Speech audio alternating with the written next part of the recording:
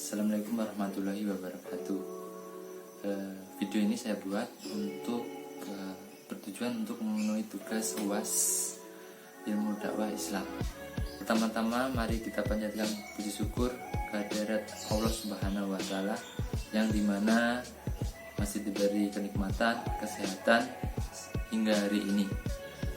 Yang kedua kalinya salawat serta salam kita aturkan kepada Nabi Muhammad Sallallahu Alaihi Wasallam yang dimana kita harapkan syafaatnya di yaumul hisab nantinya. Baik, pertama perkenalkan saya Diki Bagus Saputro, NIM 933408618 dari mata kuliah Ilmu Dakwah Islam, Prodi Psikologi Islam,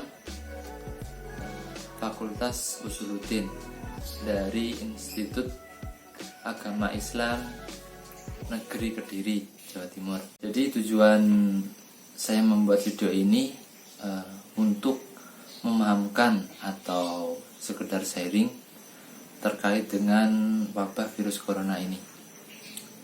Jadi wabah atau virus ini menurut saya adalah sebuah wabah atau virus yang menyerang kesehatan bagi manusia.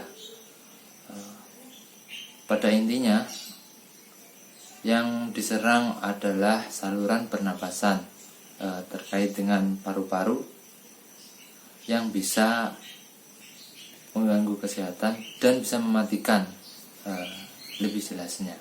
Jadi pandemi virus corona ini mengubah kegiatan atau aktivitas manusia. Jadi semua orang itu yang awalnya menghabiskan waktu bekerja bisa di luar gedung maupun dimanapun, sekarang menjadi dibatasi, harus bekerja dari rumah. Semua aktivitas yang terkait dengan orang banyak maupun kegiatan yang bisa menimbulkan kerumunan dibatasi oleh pemerintah yang bertujuan untuk memutuskan mata rantai virus corona ini. Jadi selama dampak virus atau pandemi corona ini masih menjadi bahaya bagi kesehatan baik di Indonesia maupun dunia manapun, jadi kita diwajibkan tetap tinggal di rumah. Jadi itu menjadi pilihan untuk menjaga kesehatan agar tidak terdampak atau terkena virus corona ini. Ternyata sebelumnya sudah dijelaskan oleh Allah Subhanahu wa Ta'ala dalam firman-Nya di surat Al-An'am ayat 18. Ayat ini menceritakan kondisi kawanan semut saat berada dalam kondisi yang dinilai membahayakan, juga bisa mematikan pada dirinya. Jadi di ayat ini menjelaskan tentang penjagaan bagi dirinya sendiri. Bismillahirrahmanirrahim. Hatta idza atau ala wa idzan namli qalat namala ayyuhan namdul khulu masakinakum la yahidunnakum Sulaimanu wa junuduhu wa hum la yas'urun. Yang artinya, hingga kita mereka sampai di lembah semut, berkatalah seekor semut, wahai semut-semut, maksudlah ke dalam sarangmu, agar kamu tidak diinjak oleh Sulaiman dan bela tentara, sedangkan mereka tidak menyadarinya. Jadi arti ayat tersebut adalah memberitahukan kepada kita itu harus masuk ke dalam rumah atau menjaga dari orang-orang atau kerumunan, supaya kita itu tidak terdampak oleh virus itu. Karena mengapa? Virus ini berperilaku adil, bisa menyerang kepada siapa saja, tidak peduli ras, budaya, kaya atau miskin, perempuan atau laki-laki.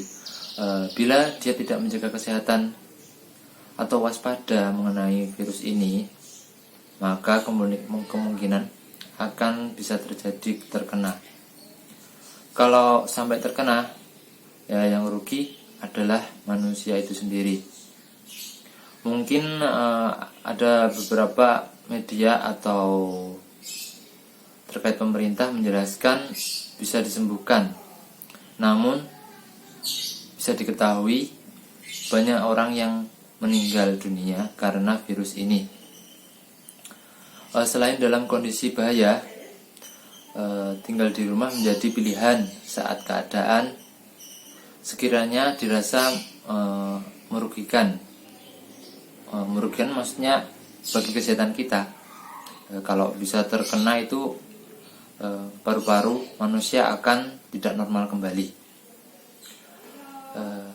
Selain itu, Muslim bahkan boleh sholat di rumah, seperti hadis yang diriwayatkan oleh Bukhari, yang artinya seperti dinarasikan Nabi di suatu malam yang dingin, Ibnu Umar mengumandangkan azan ketika hendak sholat di Dajnan dan mengatakan "Sholu fi rihalikum", yang artinya sholatlah di rumahmu.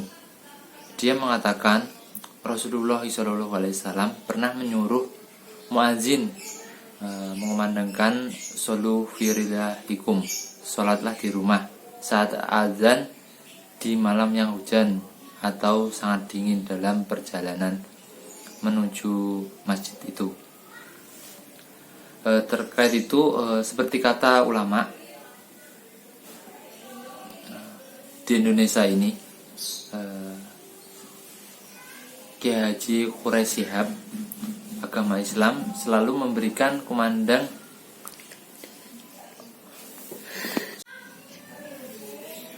jadi riwayat tersebut menceritakan perubahan azan supaya Muslim sholat di rumah demi menghindari resiko yang lebih besar. Seperti kata ulama, Kiai Haji Quraish Shihab, agama Islam selalu memberikan kemudahan bagi umatnya, termasuk untuk urusan sholat di rumah selama virus corona masih ditetapkan sebagai pandemi untuk saat ini. Muslim disarankan sholat di rumah sesuai fakta yang dikeluarkan MUI atau Majelis Ulama Indonesia.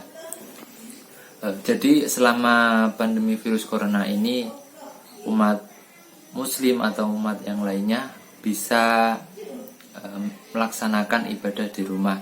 Karena apa? Untuk menghindari dampak virus corona ini, karena berbahaya dan mematikan bagi umat manusia.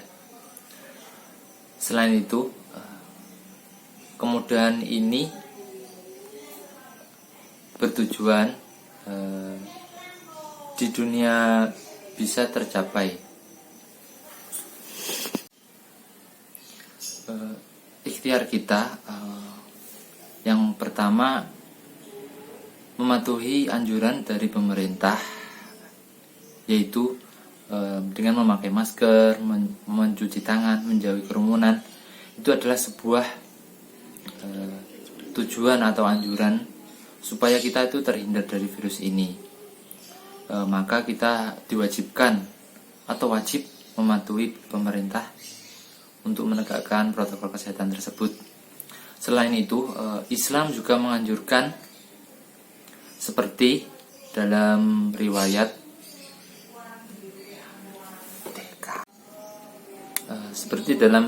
Anas bin Malik radhiyallahu anhu, Rasulullah bersabda, yang artinya, sungguhnya apabila Allah Ta'ala menurunkan penyakit dari langit kepada penduduk bumi, maka Allah menjauhkan penyakit ini dari orang yang meramaikan masjid.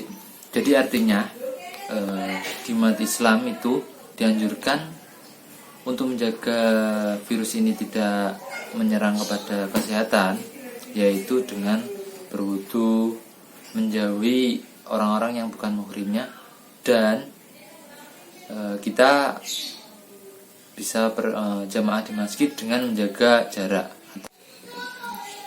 Selain itu, kita bisa memilah-milah tentang berita atau penyampaian dari siapapun, baik media, orang atau media lainnya.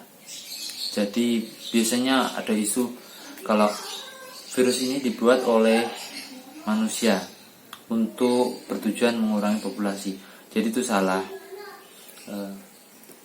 Sepengetahuan saya, ciptaan manusia itu pasti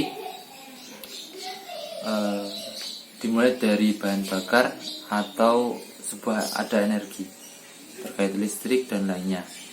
Contohnya mesin robot itu bisa digerakkan kalau ada manusia dan berenergi. Kalau virus corona ini jika diciptakan manusia maka tidak mungkin, karena barangnya atau keberadaannya itu tidak terlihat. Selain tidak terlihat, dia juga bernyawa. Jadi kalau buatan manusia itu tidak mungkin, manusia tidak bisa memberikan nyawa kepada sebuah barang atau makhluk.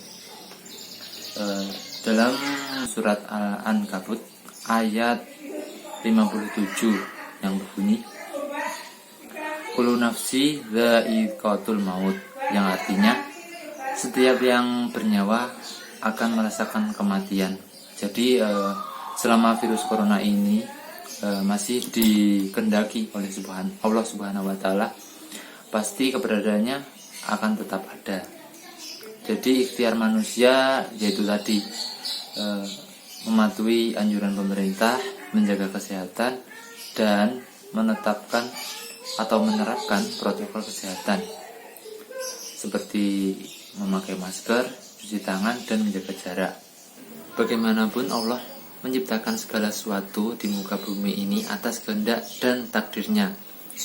Allah pun mempunyai maksud serta hikmah di dalamnya, dan kita sebagai umatnya yang beriman dan mempercayai ada qada dan qadar, kita harus mencari tahu hikmah atas segala apa yang sudah Allah takdirkan dan melihatnya dengan kacamata keimanan yang kita miliki, yang dijelaskan dalam surat Al-Baqarah ayat 269, yang artinya Allah menganugerahkan al-hikmah atau kefahaman yang dalam tentang Al-Quran dan As-Sunnah pada siapa yang dikehendakinya, dan barang siapa yang dianugerahkan karunia yang banyak, dan hanya orang-orang yang berakal lah yang dapat mengambil dari firman Allah Subhanahu wa taala. Jadi Allah Subhanahu wa taala itu menciptakan manusia dengan sebaik-baiknya, bentuk juga sebaik-baik akal, dan kita sebagai umat Islam wajib untuk berpikir dan mengambil hikmah yang terjadi dan hikmah yang tersembunyi di balik adanya segala sesuatu hal, baik itu yang bersifat terang atau segala yang bersifat tersembunyi.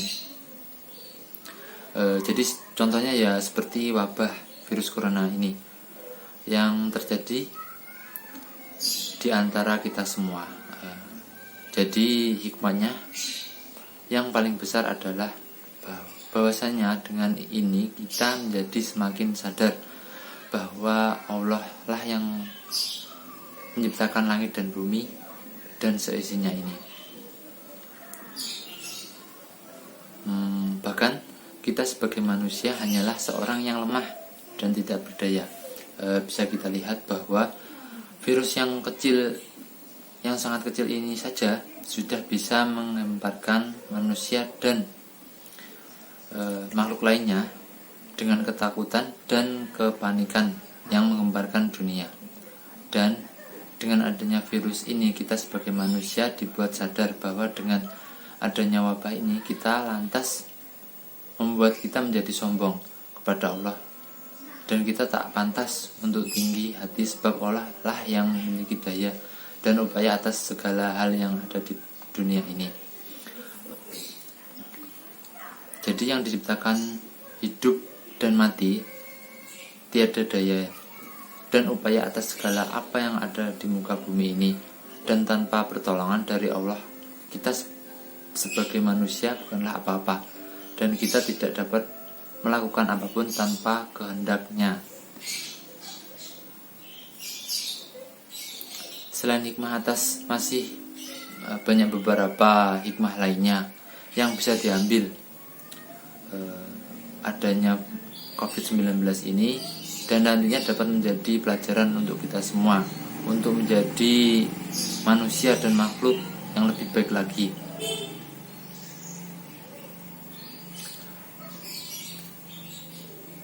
Seperti contohnya ya, kita dapat meningkatkan kualitas ibadah serta memperbanyak zikir dan memperbanyak doa kita kepada Allah Subhanahu wa taala, yang dimana kita bertujuan untuk